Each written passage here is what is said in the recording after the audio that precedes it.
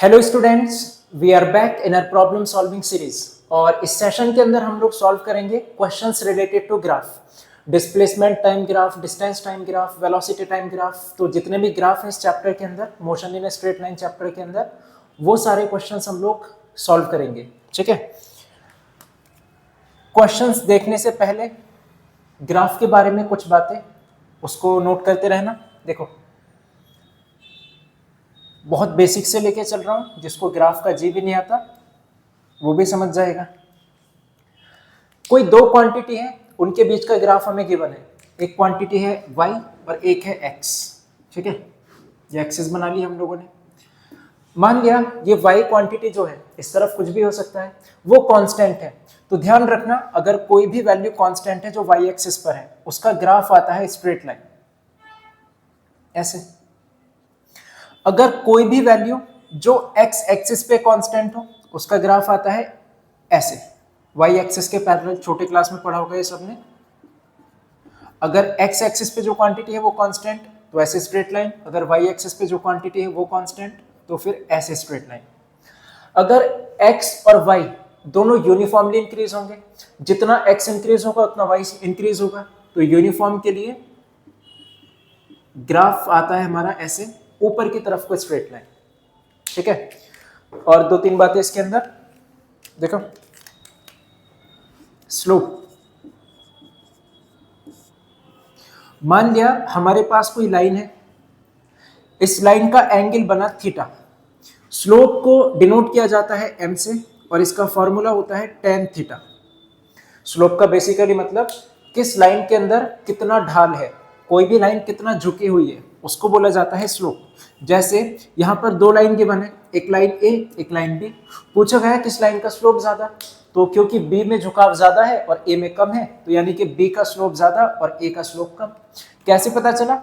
ए line का angle check किया, theta कम है। बी लाइन का एंगल चेक किया, थीटा ये ज्यादा है। इसको थीटा 1 करो, इसको थीटा 2। ठीक है, तो tan थीटा निकालोगे तो स्लोप मिल जाएगा। स्लोप का मतलब होता है किसी भी लाइन का कितना, वो x एक्सिस से उसने कितना एंगल बनाया। m equals to tan theta. साथ में इसको ऐसे भी लिखा जा सकता है, perpendicular upon base. tan theta का मतलब क्या होता है? Perpendicular upon base. और इसी का मतलब क्या है? स्लोप। तो m slope perpendicular upon base tan theta. सारी बातें सेम है। बेसिकली स्लोप का मतलब समझ आ चुका होगा कि कोई भी लाइन कितना ऊपर ऐसे टिल्टेड है, उसी को बोल दिया जाएगा स्लोप। ठीक है, ये निकालने का फॉर्मूला होता है tan थीटा, या परपेंडिकुलर अपॉन बेस, डिनोट किया जाता है m से। देखो, अब ग्राफ बनाना स्टार्ट करते हैं। अभी धीरे धीरे सब समझ आ जाएगा। सबसे पहला ग्राफ डिस्टेंस टाइम ग्राफ।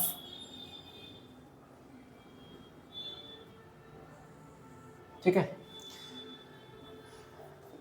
अगर बॉडी रेस्ट पर है, बॉडी एट रेस्ट। दूसरा केस, अगर यूनिफॉर्म मोशन है। यूनिफॉर्म मोशन तो पता है ना सबको। अगर body equal distance equal time में ट्रेवल करे, उसको बोलते हैं यूनिफॉर्म मोशन। इस तरफ x, इस तरफ t, इस तरफ x, इस तरफ t। ठीक है, ये डिस्टेंस टाइम नहीं, इसको पोजीशन टाइम ग्राफ करोगे। इसको लिखना पोजीशन टाइम ग्राफ। पोजीशन को डिनोट किया जाता है x से। मान लिया कोई बॉडी रेस्ट पर है, तो इधर x एक्सिस पर तो टाइम है, y एक्सिस पर पोजीशन, यानी कि ये x है। x यहां पे डिनोट कर रहा है पोजीशन को। तो अगर बॉडी हमारी रेस्ट पर है तो टाइम तो बढ़ता जाएगा, टाइम को तो कोई रोक ही नहीं सकता, तो टाइम की वैल्यू तो बढ़ती जाएगी। बट क्योंकि बॉडी रेस्ट पर है तो उसकी पोजीशन सेम रहेगी, यानी y एक्सिस पर पोजीशन है, पोजीशन सेम यानी कांस्टेंट रहेगी। और कांस्टेंट का ग्राफ कैसा आ जाएगा? ऐसे, एकदम x एक्सिस के पैरेलल। तो ये ग्राफ आ चुका जब बॉडी रेस्ट पर हो। अगर बॉडी यूनिफॉर्म मोशन से ट्रेवल कर रही है, यूनिफॉर्म मोशन का मतलब जितना टाइम इक्वल टाइम में इक्वल डिस्टेंस अगर बॉडी कवर करे, उस मोशन को बोलते हैं यूनिफॉर्म मोशन। मान लिया बॉडी ने 1 सेकंड में 2 मीटर कवर किया, फिर अगले 1 सेकंड में फिर से 2 मीटर कवर किया, अगले 1 सेकंड में फिर से 2 मीटर कवर किया, तब ऐसे मोशन को बोला जाता है यूनिफॉर्म मोशन। और इसका ग्राफ कैसे आ जाएगा, एकदम स्ट्रेट लाइन ऊपर की तरफ, क्योंकि टाइम भी बढ़ता जा रहा है, उसी के साथ साथ पोजीशन भी बढ़ती जा रही है, तो आगे भी चलेंगे, ऊपर भी, आगे और ऊपर, ग्राफ इनका कंबाइन करके कैसे आ जाएगा, ऐसे। तो ये यूनिफॉर्म मोशन का ग्राफ होता है। ठीक, यहां से कुछ बातें, अगर हम लोग पोजीशन टाइम ग्राफ का स्लोप फाइंड कर दें, स्लोप यानी टेन थीटा यानी परपेंडिकुलर अपॉन बेस। ग्राफ में चेक करो परपेंडिकुलर क्या है और बेस क्या है। मान लिया ये थीटा है, मैं इतने ग्राफ को नोटिस कर रहा हूं, तो परपेंडिकुलर ये हो जाएगा यानी कि इसकी पोजीशन, अपॉन में बेस ही हो जाएगा यानी कि टाइम। पोजीशन अपॉन टाइम, या बोल दो distance upon time, graph same आएगा, डिस्टेंस टाइम पोजीशन टाइम दोनों का। ये ठीक है, देखो इस ट्राइंगल में टेन थीटा लगाया, परपेंडिकुलर अपॉन बेस, परपेंडिकुलर कितना था ये 6 मीटर, और बेस कितना था ये टाइम 3 सेकंड, तो distance upon time, perpendicular upon base यानी x upon T, distance upon time, ये क्या बन जाएगा, स्पीड। कहने का मतलब एक्स टी ग्राफ का स्लोप निकालो, डिस्टेंस टाइम ग्राफ का स्लोप निकालो, slope of X T graph equal to speed, या बोल दो वेलोसिटी। अब ये इस बात पे डिपेंड करेगा कि ग्राफ हमारा डिस्टेंस टाइम का है या डिस्प्लेसमेंट टाइम का है। अगर ग्राफ है डिस्टेंस टाइम का तो डिस्टेंस स्केलर क्वांटिटी है, तो स्लोप से क्या आएगा, स्पीड। और अगर डिस्प्लेसमेंट टाइम का है, डिस्प्लेसमेंट फैक्टर क्वांटिटी है, स्लोप से क्या आएगी, वेलोसिटी। काफी ज्यादा इंपॉर्टेंट चीज है ये, ठीक, इसको नोट करना।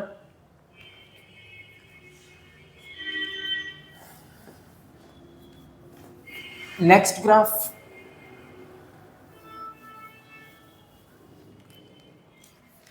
Velocity time graph.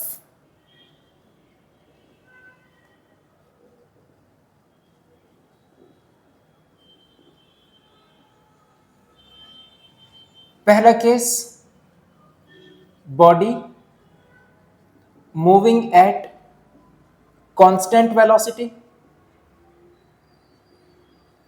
दूसरा केस,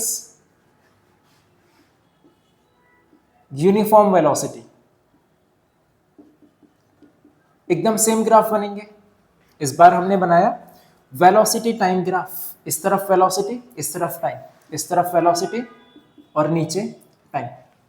पहले केस में हमने बोला कि वेलोसिटी कांस्टेंट होनी चाहिए, और अगर वाई एक्सिस पर वेलोसिटी है, वेलोसिटी कांस्टेंट है, ग्राफ कैसा आ जाएगा, इस टाइप से कुछ। इस तरफ चेक करो, वेलोसिटी यूनिफॉर्म है यानी कि टाइम के साथ साथ यूनिफॉर्मली बढ़ती जा रही है। यूनिफॉर्म मोशन के लिए ग्राफ कैसा आएगा, ऐसे स्ट्रेट लाइन। यहां से अगर हम लोग स्लोप फाइंड करें, slope of VT graph, velocity time graph का मैं स्लोप फाइंड कर रहा हूं, स्लोप होता है tan theta, tan theta perpendicular upon base. Check करो ग्राफ से, इस ट्राइंगल में tan थीटा यानी परपेंडिकुलर अपॉन बेस, परपेंडिकुलर क्या है, ये होगा वेलोसिटी, और बेस क्या है, time. Change in velocity upon time, ये क्या बन जाएगा, delta B upon delta T.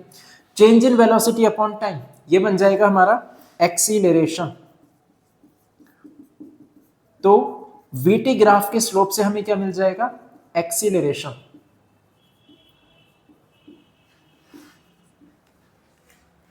इस तरफ चेक करो, देखो ग्राफ हमारा यहां से यहां तक था, यानी वेलोसिटी तो इतना है, वाई एक्सिस पे है ना वेलोसिटी, ग्राफ यहां से स्टार्ट हुआ है तो वेलोसिटी ये होगी, और टाइम कितना होगा यहां से यहां तक, एक्स एक्सिस पे टाइम होगा सिर्फ इतना। अगर मैं वेलोसिटी इंटू टाइम कर दूं, वेलोसिटी इंटू टाइम, तो वेलोसिटी इंटू टाइम से क्या मिल जाता है, डिस्प्लेसमेंट। ये तो फॉर्मूला होता है, velocity equal displacement upon time. Time को इधर ले आओ, velocity into time equal to displacement. ठीक। अब सेम चीज को ग्राफ से नोटिस करो, वेलोसिटी तो ये थी और टाइम ये था इतना ग्राफ के लिए, ये एक तरीके से लेंथ इनटू ब्रेथ तो बन गया, और लेंथ इनटू ब्रेथ वो क्या बन जाता है, एरिया। तो वेलोसिटी इनटू टाइम को लिख सकते हो एरिया, और वेलोसिटी इनटू टाइम क्या होता है, डिस्प्लेसमेंट। यानी कि एरिया फाइंड करो वही डिस्प्लेसमेंट है।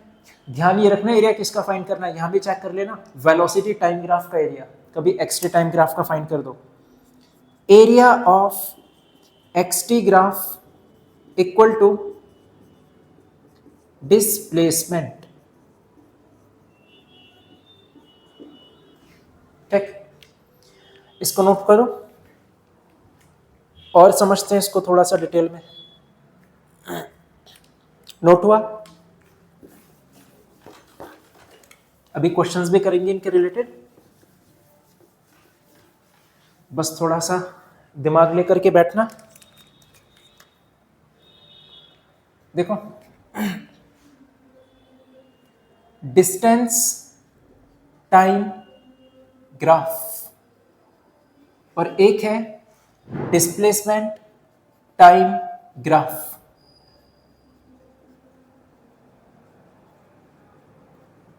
बहुत ही छोटा सा फर्क है दोनों में, डिस्टेंस और टाइम इस तरफ है, डिस्प्लेसमेंट और टाइम।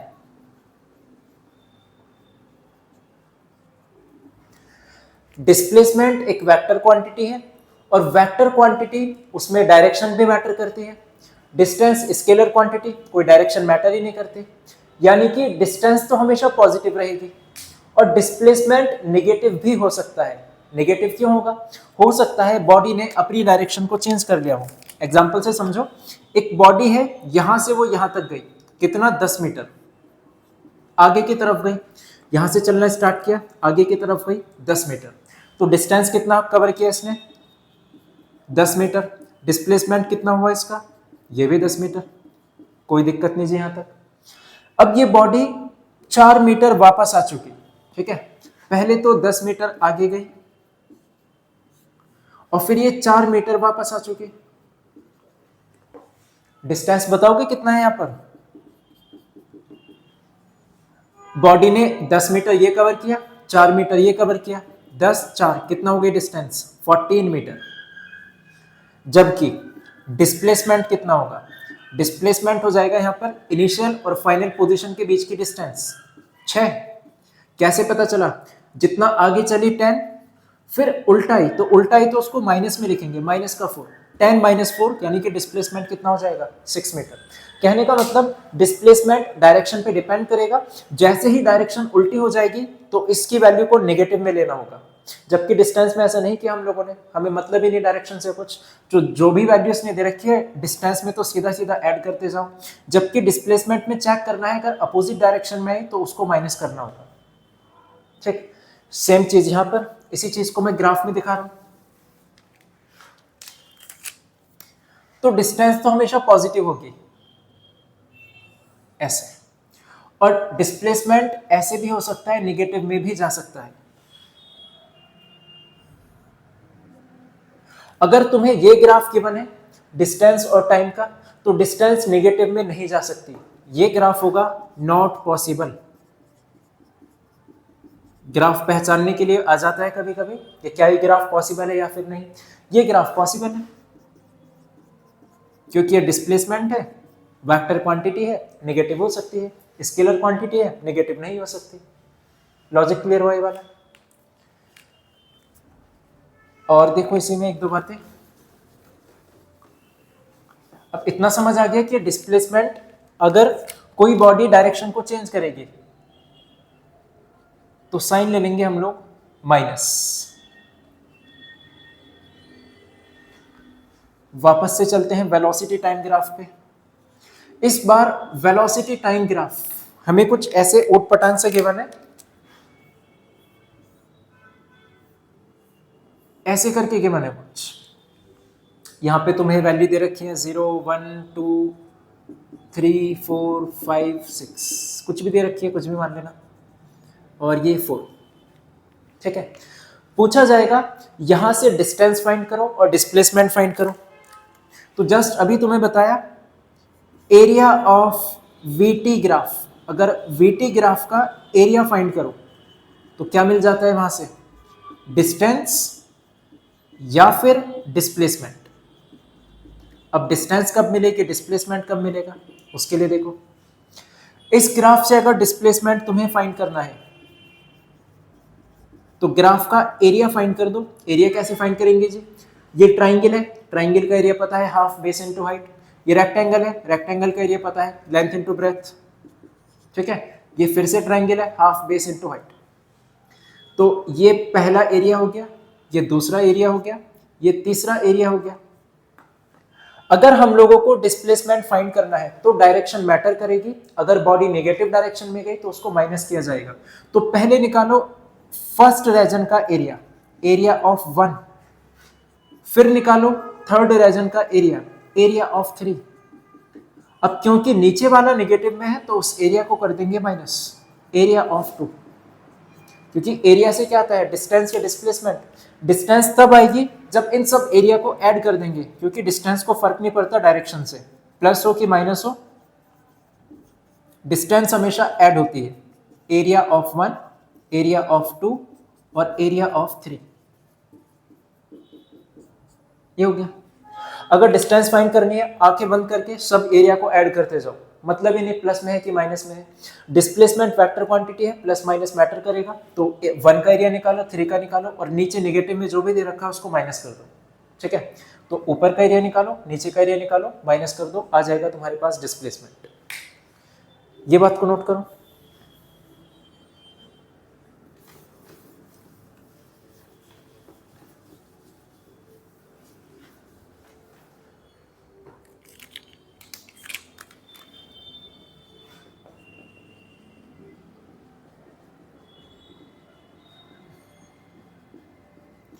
पूछा गया क्या ये ग्राफ पॉसिबल है या फिर नहीं। ऐसे ग्राफ हमें गिवन है, इस तरफ डिस्टेंस है, इस तरफ टाइम है, तो आंसर है इसका नो, नॉट पॉसिबल। रीजन, क्योंकि टाइम कभी भी उल्टा नहीं जा सकता। पहली बात तो डिस्टेंस भी कभी नीचे नहीं जा सकती, इसीलिए नॉट पॉसिबल।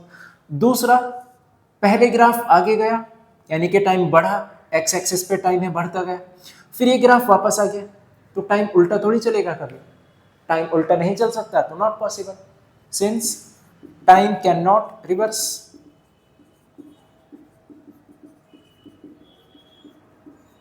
क्लियर हो गया लॉजिक। अब देखो कुछ क्वेश्चन से समझते हैं इसको। Question number 1,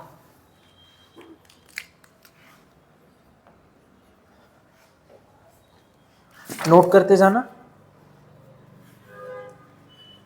find how much ahead of A is B when motion start। Question का second part, what is speed of B। Question का third part, when and where will A catch B।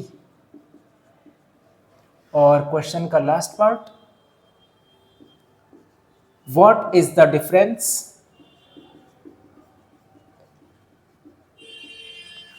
between speed of A and B।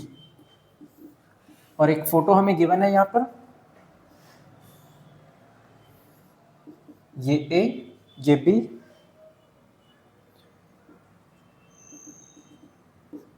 One 150, 100, 0 और 2, ये time है hours में और ये distance है kilometre में।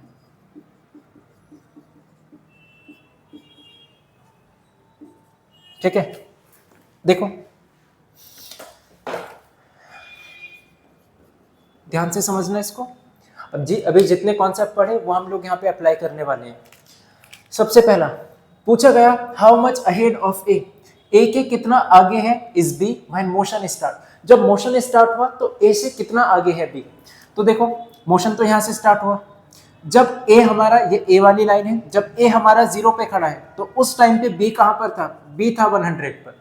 तो फर्स्ट पार्ट तो साफ नजर आ गया, B is ahead of B, sorry B is ahead of A by 100 kilometre. जब ए 0 पर था उस टाइम पे, टाइम 0 पर ए तो 0 पर है, बट टाइम 0 पर बी कहां पर है, 100 किलोमीटर आगे। पहला part simple. Second part, what is speed of B. Distance time graph given है, डिस्टेंस टाइम ग्राफ का स्लोप फाइंड करो। Slope of distance time graph, इसका मतलब होता है स्पीड।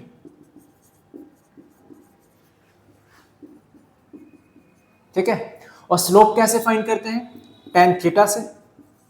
स्लोप मतलब टेन थीटा। टेन थीटा क्या है, परपेंडिकुलर अपॉन बेस। बी वाले ग्राफ के लिए चेक करो, बी वाली की स्पीड पूछिए तो बी वाला ग्राफ ये है, परपेंडिकुलर और बेस। कितना भी पार्ट उठा लो ग्राफ का, ये पार्ट ये पार्ट ये पार्ट, जिसकी भी तुम्हें वैल्यू पता है उतना पार्ट उठा लो। तो मुझे इस पूरे की वैल्यू पता है, यहां से यहां तक इतने पार्ट को नोटिस करो। तो अगर ये परपेंडिकुलर है और ये बेस है, ये हम लोगों को पता है। परपेंडिकुलर कितना है, ये 100, ये 50, बीच में कितना होगा 50, और ये कितना है 2, आर्स में गिवन है 50 अपॉन 2, टेन थीटा होता है perpendicular upon base, 25 kilometre per hour. ये स्पीड है बी की। Third part, when and where will A catch B. A B को कब कैच करेगा, ये कर लिया कैच। ए ने पीछे से चलना स्टार्ट किया, बी उस टाइम पे 100 किलोमीटर आगे था, बट ए की स्पीड ज्यादा है तो भाग भाग के ए ने इसको यहां पे पकड़ लिया। तो बस ये पूछा है कहां पे पकड़ा है उसने, टाइम 2 आवर्स और डिस्टेंस 150 किलोमीटर पे। जैसे लिख देना simple, at t equal to 2 hours A catch B. ये हो गया क्वेश्चन का last part. What is the difference between speed of A and B. B की स्पीड हम लोग निकाल चुके 25 किलोमीटर पर आवर, ए की स्पीड निकाल दो। स्पीड ऑफ ए, स्पीड कैसे निकालते हैं, tan theta, distance time graph का स्लोप, तो डिस्टेंस टाइम ग्राफ है, स्लोप फाइंड कर दो, स्लोप माने tan theta. Tan theta perpendicular upon base, इस बार ए की बातें चल रही हैं, तो ए के लिए परपेंडिकुलर, ये देखो इतना पार्ट ले रहा हूं मैं, परपेंडिकुलर कितना है 150, बेस कितना है 20, परपेंडिकुलर अपॉन बेस 150 अपॉन में 2, आंसर आ जाएगा 75 किलोमीटर पर आवर। बट उसने हमसे ए और बी के बीच की वेलोसिटी का डिफरेंस पूछा है, what is the difference between speed of A and B. तो बी की स्पीड 25, ए की स्पीड 75, डिफरेंस इन स्पीड ये हो जाएगा 75 माइनस 25, यानी कि 50 किलोमीटर पर आवर। क्वेश्चन समझ आया या नहीं, नोट करो इसको, नोट करते चलना साथ साथ और समझते चलना। Next question,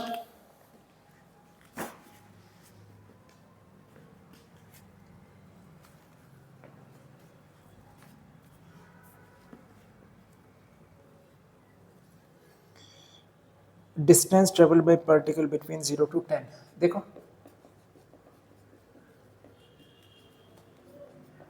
find distance travel by body in 10 second. Second part, average speed for 10 second. Third part, time when speed was minimum. Fourth part, time when speed was maximum, और ये फोटो हमें गिवन है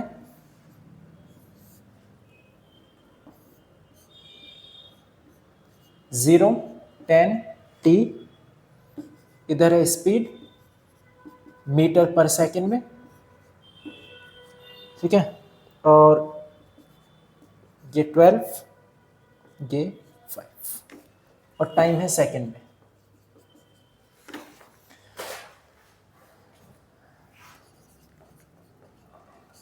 देखो, find the distance travel by body in 10 second. Speed time graph given है, speed time graph का area find करो, वही distance होती है। Area of speed time graph equal to distance. अब तो याद हो गया होगा ये, ठीक है। एरिया फाइंड कर दो। 10 सेकंड के लिए उसने पूछा है, 10 सेकंड के लिए तो 0 से 10 सेकंड का एरिया कितना आ जाएगा, ये पूरा। और ये पूरा क्या है, ट्राइंगल। ट्राइंगल का एरिया क्या होता है, half base into height. Base कितना है, ये रहा पूरा 10, इंटू हाइट कितना है, ये रही 12। 2 5 जा 10, 12 5 जा 60, ये आ चुका डिस्टेंस। सिंपल एकदम। एरिया फाइंड करो स्पीड टाइम ग्राफ का, वही डिस्टेंस होती है। एरिया कैसे फाइंड किया, ट्राइंगल था, half base into height, value put करी, आंसर आ गया। Second, average speed for 10 second. 10 second के लिए एवरेज स्पीड बताओ। एवरेज स्पीड का formula total distance upon total time.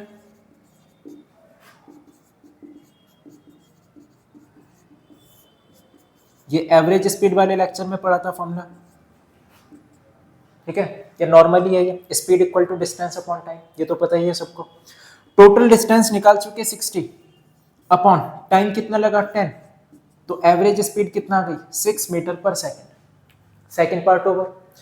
Third में पूछा है time when speed was minimum. वो टाइम बताओ जहां पर स्पीड मिनिमम है। तो स्पीड ये रही वाई एक्सिस पर, वाई एक्सिस पर मिनिमम स्पीड कितना है 0। एक तो टाइम 0 पर ही 0 है स्पीड, और फिर टाइम जब 10 सेकंड है तब भी हमारी स्पीड कितना है 0। At t equal to 0 and t equal to 10 second, speed is minimum. पूछा गया ऐसा टाइम बताओ जहां पे स्पीड मैक्सिमम है, तो स्पीड मैक्सिमम ये रही स्पीड वाई एक्सिस पे, मैक्सिमम इस पॉइंट पर है। अब टाइम बता दो, टाइम ये दिख रहा, तो मैक्सिमम स्पीड है t equal to 5 second.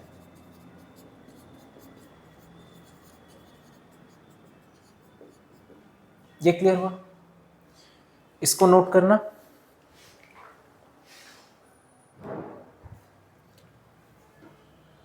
Next question,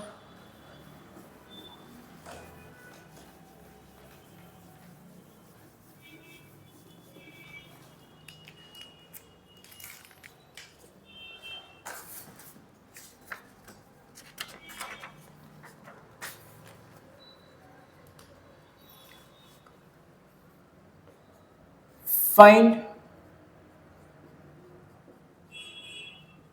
distance and displacement cover by body in 10 second. और फोटो हमें गिवन है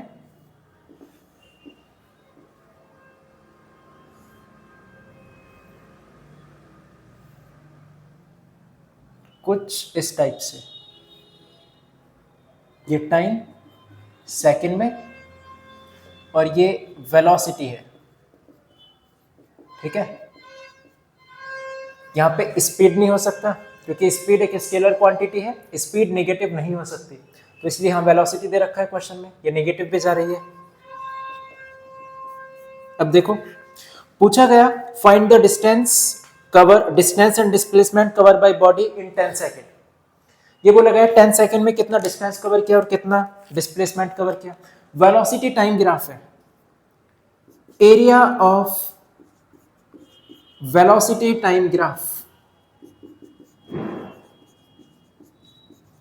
ये होता है डिस्टेंस या फिर डिस्प्लेसमेंट। ठीक, अगर डिस्टेंस निकालनी है सब एरिया को ऐड करते जाओ, क्योंकि डिस्टेंस में हमें डायरेक्शन से कोई मतलब नहीं। डिस्प्लेसमेंट निकालना है तो ऊपर वाले एरिया को ऐड करो, नीचे नेगेटिव में है तो उसको माइनस कर दो, डायरेक्शन से मतलब है डिस्प्लेसमेंट में। तो देखो डिस्टेंस इक्वल टू इस ट्राइंगल का एरिया, इसको मैं नाम दे रहा हूं 1, इसको नाम दे रहा हूं 2, इसको नाम दे रहा हूं 3। Area of first region plus area of second region plus area of third region. ठीक है, और क्वेश्चन में ग्राफ की मार्किंग रह गई, ग्राफ की मार्किंग करो। ये पॉइंट है 4, ये 0, ये 2, ये पॉइंट है 6, 8, 10, ये 10 है, इधर 20 और नीचे -10। ठीक है, अब देखो फटाफट से एरिया निकाल दो। एरिया ऑफ 1, पहला क्या है ट्राइंगल, ट्राइंगल का area half, base into height, base कितना है 6, ट्राइंगल की हाइट कितना है 20, प्लस एरिया ऑफ 2, सेकंड वाला ये भी ट्राइंगल है, हाफ बेस इनटू हाइट, तो इस ट्राइंगल का बेस कितना है 6 से 8 तो 2 हो जाएगा। हाइट कितना है इस ट्राइंगल के, ये दे रखी इधर 10, प्लस एरिया ऑफ थर्ड वाला ये क्या है हमारा rectangle, length into breadth, length कितना है इसकी 8 से 10 2, ब्रेथ कितना है इसकी ये 10। ये समझ आए वैल्यूज कैसे पुट की। अब इसको -10 मत लिख देना, हमें सारे एरिया को ऐड करना है। कभी सोचो कि नेगेटिव में दे रखा है इसको -10 क्यों नहीं लिया, क्योंकि अभी हम लोग डिस्टेंस फाइंड कर रहे हैं, डिस्टेंस में प्लस माइनस से हमें कोई मतलब नहीं। ठीक है, इन सबको सॉल्व कर लो, आंसर आ जाएगा 2 3 ज़ा 6, 3 2 ज़ा 60, 2 से 2 कैंसिल, 10 2 10, 20 30 60, यह आ जाएगा हमारे पास 90। डिस्टेंस क्लियर हो, ऐसे डिस्प्लेसमेंट फाइंड कर लो। डिस्प्लेसमेंट, डिस्प्लेसमेंट के लिए क्या करोगे, नीचे वाला जो एरिया है उसको माइनस कर दोगे बस, area of 1 minus area of 2 plus area of 3। तो फर्स्ट वाले का एरिया तो निकाल चुके हम लोग 60, माइनस सेकेंड वाले का 10 प्लस थर्ड वाले का 20, यह आ जाएगा हमारे पास 70। ये वाली बात क्लियर हो गई सबको, इसको नोट करो।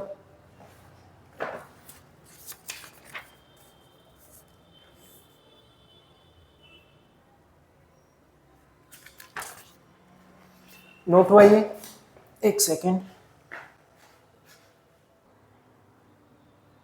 एक लास्ट क्वेश्चन देखो, हर टाइप का क्वेश्चन करा दिया तुम लोगों को, अब बस तुम्हें प्रैक्टिस करना बचा है।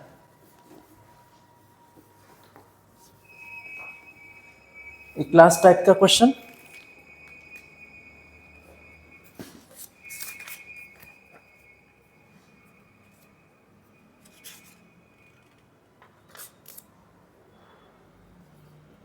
फाइंड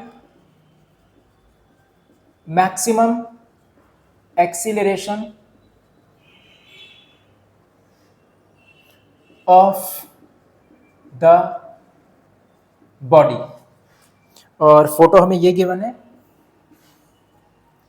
इस तरफ है स्पीड और इस तरफ है टाइम। स्पीड गिवन है आर में, टाइम गिवन है, सॉरी स्पीड गिवन है किलोमीटर पर आवर में और टाइम गिवन है आर में, और ये ग्राफ ऐसे दे रखा है,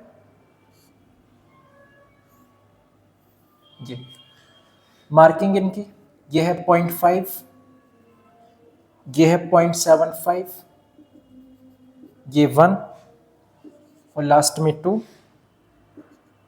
ये 20 और सबसे टॉप पर 50। O A B C D। ध्यान से देखना, इसको पूछा गया कि बॉडी का मैक्सिमम एक्सीलरेशन कहां पर होगा, किस पार्ट के लिए बॉडी का एक्सीलरेशन मैक्सिमम होगा? तो पहले तो नोटिस करो, ग्राफ है speed time graph, speed time graph का स्लोप फाइंड करो, स्लोप ऑफ स्पीड टाइम या बोलो वेलोसिटी टाइम। स्लोप फाइंड करने से क्या आएगा? एक्सीलरेशन। ठीक है, एक एक करके ओ से ए तक, फॉर ओ ए एक्सीलरेशन मुझे निकालना है। एक्सीलरेशन निकालने के लिए स्लोप निकाल दो बस। स्लोप निकालने के लिए tan थीटा, tan थीटा माने परपेंडिकुलर अपॉन बेस। तो O से A तक, O से A तक परपेंडिकुलर कितना है 20, बेस कितना है 0.5। सॉल्व कर लो, यह आ जाएगा 40 किलोमीटर पर आवर स्क्वायर। ठीक, दूसरा फॉर ए बी के लिए देखो acceleration perpendicular upon base. A B ये तो उठा ही नहीं ऊपर की तरफ को, परपेंडिकुलर तो तब आएगा ना जब ग्राफ ऊपर को जाए, फिर हम बोलेंगे कि ये परपेंडिकुलर है। यहां से यहां तक ये तो कांस्टेंट है, स्पीड कांस्टेंट है, स्पीड हमारी कांस्टेंट है, और जब स्पीड या वेलोसिटी कांस्टेंट हो एक्सीलरेशन कितना होता है? सीधा जीरो। एक्सीलरेशन का मतलब यही होता है change in velocity upon time या change in speed upon time. Speed में कोई चेंज ही नहीं आया सीधे तक, तो एक्सीलरेशन हो जाएगा हमारे पास जीरो। फॉर बी से लेके सी तक, तो बी से सी तक चेक करो परपेंडिकुलर कितना है? ये 50 से 20 यानी कि 30 हो जाएगा। बेस कितना है? ये 0.75 से 1, 0.75 से 1 कितना होगा? 0.25। माइनस कर लेना 1 माइनस 0.75, तो ये वाली डिस्टेंस आ जाएगी 0.25, और 50 माइनस 20 ये डिस्टेंस आ जाएगी 30। परपेंडिकुलर 30, बेस 0.25, डिवाइड करोगे, सॉल्व करोगे, आंसर आ जाएगा हमारे पास ये 4 3 120। सॉल्व कर लेना, ये आ जाएगा। आगे सी से लेके डी तक, for C D perpendicular upon base, तो सी से डी तक परपेंडिकुलर ये रहा पूरा, यहां से यहां तक का पूरा कितना है? ये 50 अपॉन में बेस कितना है? 1 से 2, 1 से 2 कितना होगा? बस 1 ही होगी डिस्टेंस, 2 माइनस 1 1, तो एक्सीलरेशन कितना आएगा? 50 ही आएगा। अब बस ध्यान ये रखना, अगर ग्राफ ऊपर जाए तो एक्सीलरेशन पॉजिटिव में होगा, ग्राफ नीचे आए तो एक्सीलरेशन नेगेटिव में होगा, और अगर एक्सीलरेशन नेगेटिव में हो उसको क्या बोलते हैं? रिटार्डेशन।